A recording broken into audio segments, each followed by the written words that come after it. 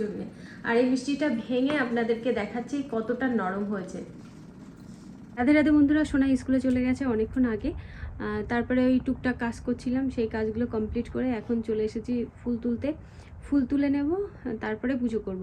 আমার মেয়ে ঘুম থেকে উঠেছিল, দাদা যখন স্কুলে যায় তখন ঘুম থেকে উঠে বলছে কি চলো ঘুমাতে যাই। আমি বলছি আমি এখন ঘুমাবো না, আমার অনেক কাজ আছে। তো তো আবার সোফার মধ্যে ঘুমিয়ে পড়েছে। আর এবার আমি ফুল টুল তুলে পুজো করতে যাই। কালকে তো জবা ফুল তোলা হয়নি, আর যেহেতু সকালবেলা এখনও ফুলগুলো নষ্ট হয়নি, কালকে জবা ফুলগুলো আছে আর আজ এই জবা ফুলটা ফুটেছে, ওই জন্যে এই জবা ফুলগুলো কেমন ফ্যাকাশে হয়ে গেছে। আর কিছুক্ষণ রোদের মধ্যে থাকলে, মানে সকালের রোদ তো গায়ে লাগে না, তো যখন এই রোদটা চড়বে, মানে রোদ যখন বেশি হবে তখন এই ফুলগুলো একদম মানে ছোট্ট হয়ে আসবে। তো তার আগেই তুলে নিই এই ফুলগুলো। এই দেখুন, এগুলো রোদ লাগছে বলে এগুলো ছোট হয়ে এসেছে।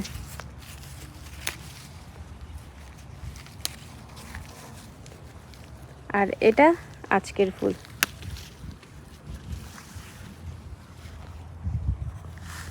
জবা ফুল তোলার পর এখন চলে এসেছি গোলাপ ফুল তুলতে।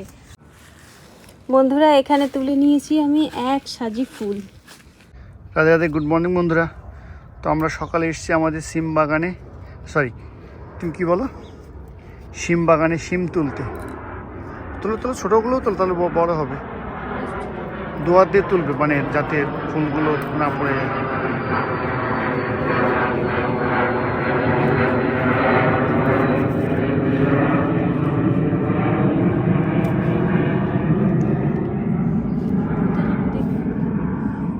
এই পাশে আরও আছে, নিচে আছে, দেখো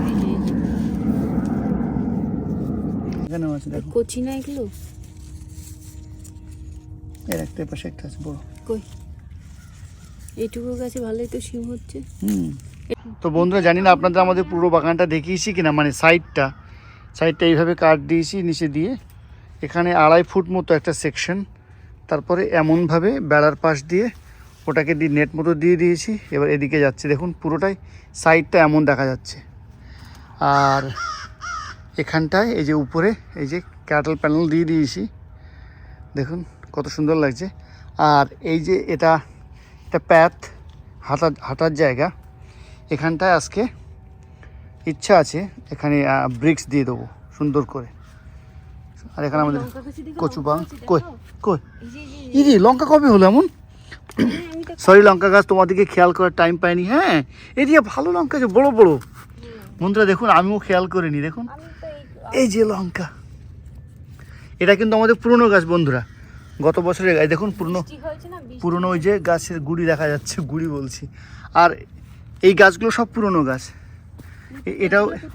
এটাও পুরনো গাছ, আর এইটা নতুন গাছ। রিয়া দেখো, এটা হচ্ছে হোম ডিপো থেকে কেনা। এটাতেও প্রচুর লঙ্কা আছে।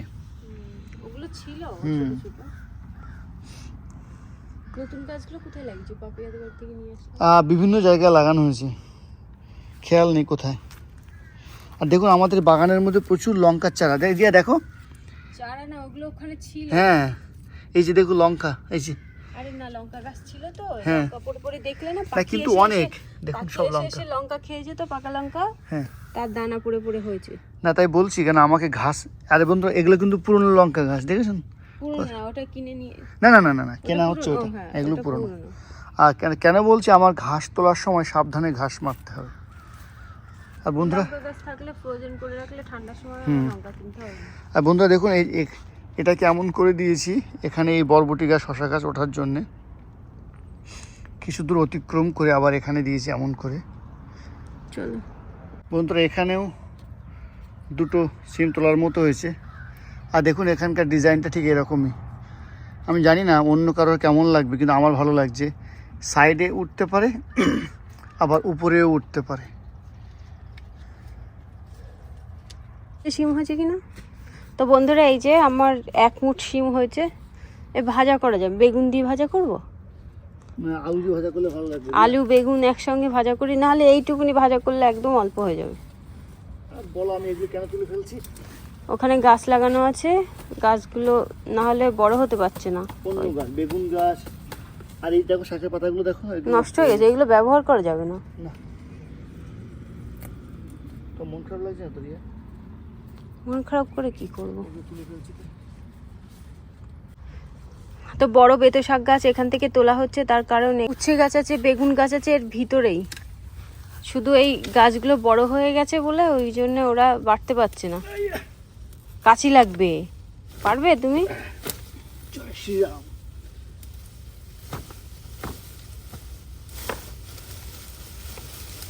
কত গোড়া দেখেছো? দেখাও বাবা, কতটা মাটি উঠে এসেছে। কতগুলো কেঁচো দেখা। হ্যাঁ দেখেছি। এই যে তো বন্ধুরা, এখানে বেতো শাক গাছ তুলে নিয়ে আসা হয়েছে। তো এই সব পাতাগুলো ছাড়িয়ে নেব। সব শাক একদিনে রান্না করতে পারবো না, কিছুটা ফ্রিজে রেখে দেবো, পরে ব্যবহার করে নেব। তো এখানে দেখে দেখে বাঁচতে বললাম ওকে, যে পাতার তলায় যেগুলো ডিম আছে, যেগুলো পোকা খেয়েছে সেগুলো না নিতে। বুঝতে পেরেছো? Thank you. তো আমি এখন বাঁচতে বসি। রিয়া ফুলগুলো রেখে দাও, অসুবিধা নেই। নেব ফুল, হ্যাঁ খাওয়ার জিনিস তো সব।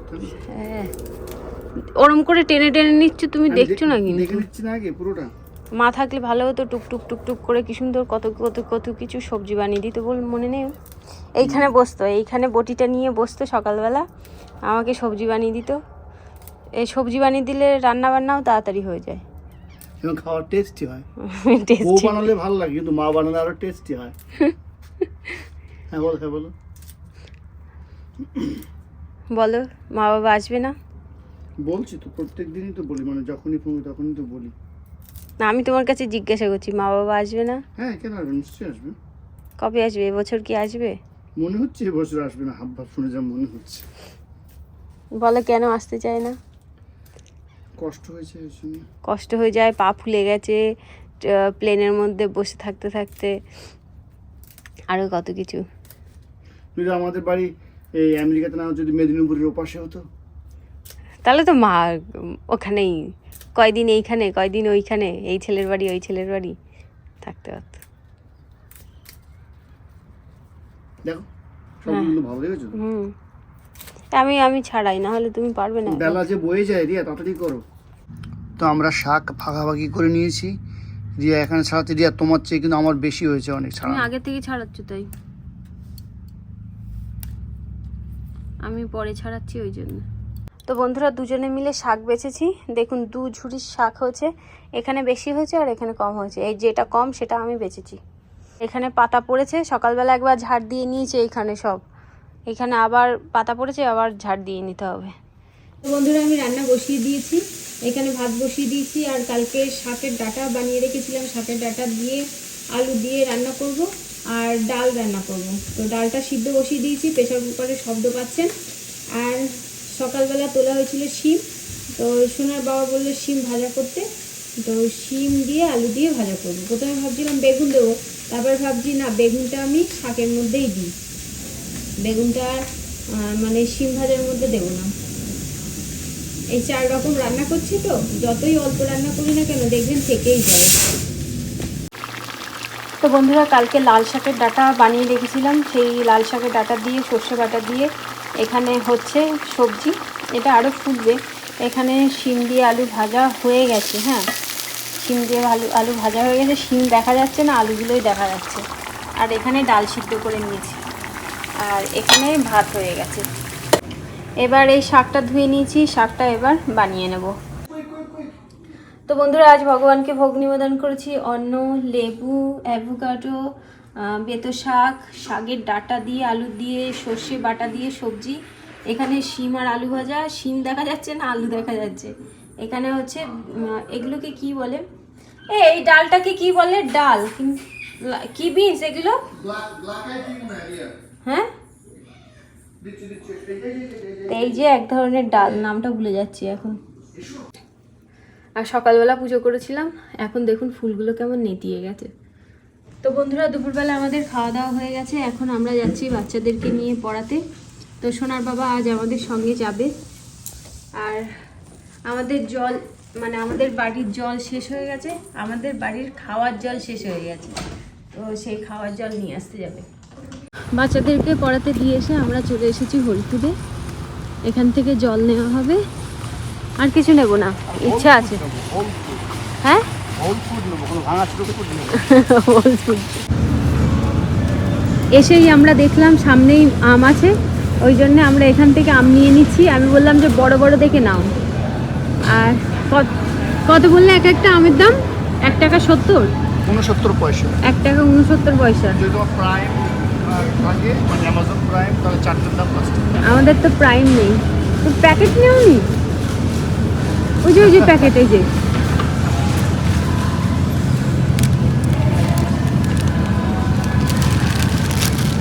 ভালো সিস্টেম করেছে না প্যাকেটটা। Can I take this one? Yeah, go.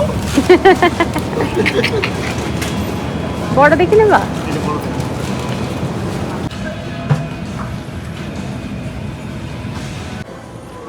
আমরা চলে এসেছি ওয়ালমার্টে। আমরা এসেছিলাম ওয়ালমার্টে, তো এখান থেকে অনেক কিছু বাজার করলাম। এসেছিলাম দুটো জিনিস নিতে, তো দুটোর জায়গায় অনেক কিছু নেওয়া হয়ে গেল। তো এই কাউটা পছন্দ হয়েছিল, কিন্তু এই কাউয়ের ট্যাগ নেই, ওই জন্যেই নিতে পারলাম না আমরা।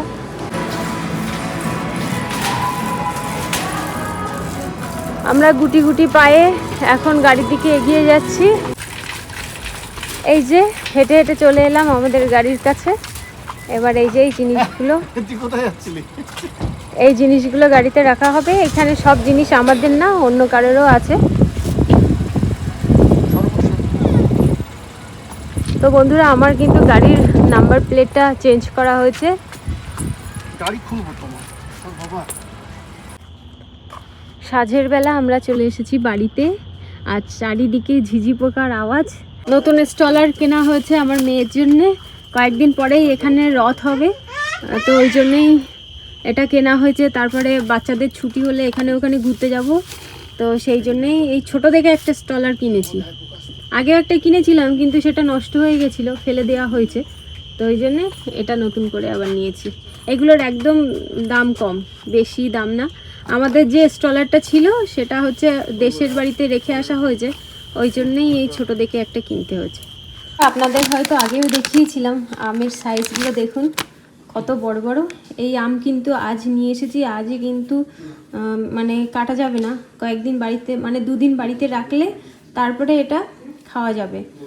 কেন বলুন তো, এই এখনই যদি কেটে খাওয়া হয় টক টক লাগবে, আর বাড়িতে রেখে দিলে একটু পাকবে, পাকার পরে আর টক টক লাগবে না। আর এই শশা নিয়ে আসা হয়েছে, এই যে শশা, ছোট্ট ছোট্ট শশা। এগুলোকে কি নামে পরিচিত? এটা ছোট ওয়াটারমেলনের মতো দেখতে। মাস্ক মেলন না, এরকম কিছু হবে মনে হয়। আমি চলে এসেছি রান্নাঘরে। আজ আমি প্রথম একটা নতুন রেসিপি তৈরি করব। আপনারা হয়তো বাড়িতে তৈরি করেছেন, কিন্তু আমার কিন্তু এই প্রথমে এই রেসিপিটা তৈরি করা। তো প্রথমে আমি সুজি নিয়ে নিয়েছি, আমি আমার পরিমাণ মতো। সুজিটা ভালো করে ভেজে এর মধ্যে দিয়ে দিয়েছি দুধ। আপনারা চাইলে এর মধ্যে জলও দিতে পারেন। তারপরে সুজিটা দেখুন ভালো করে, যেভাবে আমরা কুলি পিঠে তৈরি করি সেই রকমভাবে একটা ডো তৈরি করে নিলাম। আর একটা পাত্রে আমি নিয়ে নিচ্ছি চিনি, তার কারণ এখানে আমি চিনির রস তৈরি করব। তো আমি আমার পরিমাণ মতন চিনি নিয়ে নিয়েছি। তারপরে এর মধ্যে দিয়ে দেবো জল।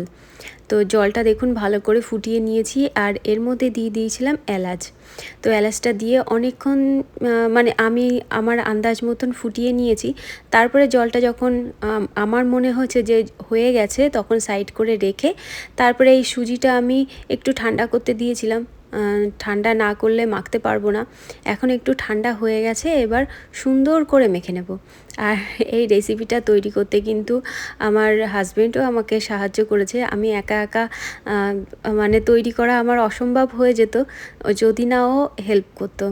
অনেকটা আমি ডো বানিয়েছিলাম, আর ডোটা গরম ছিল বলে মাখতেও আমার অসুবিধা হচ্ছিল। তো সোনার বাবা ডোটা মেখে দিয়েছে। আপনারা হয়তো ভিডিওতে ওকে দেখতে পাচ্ছেন না, কিন্তু ও অনেকটাই হেল্প করেছে। তারপর আমি বুঝতেই পারছিলাম না যে মিষ্টিটা আমি গোল করব না লম্বা করব। তো সোনার বাবা বলল যে লম্বাই করো, দেখতেও ভালো লাগবে।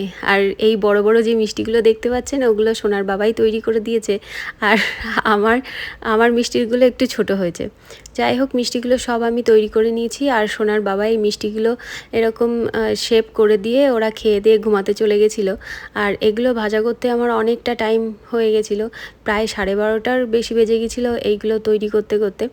তো আমি সবার শেষে ঘুমিয়েছিলাম। আর আমার রাত্রিবেলা জাগা অভ্যাস আছে বলে আর আমার আর অসুবিধা হয়নি। তো দেখুন এইরকমভাবেই আমি ভাজা করে নিয়েছি, তারপরে চিনির রসের মধ্যে দিয়ে দিয়েছি।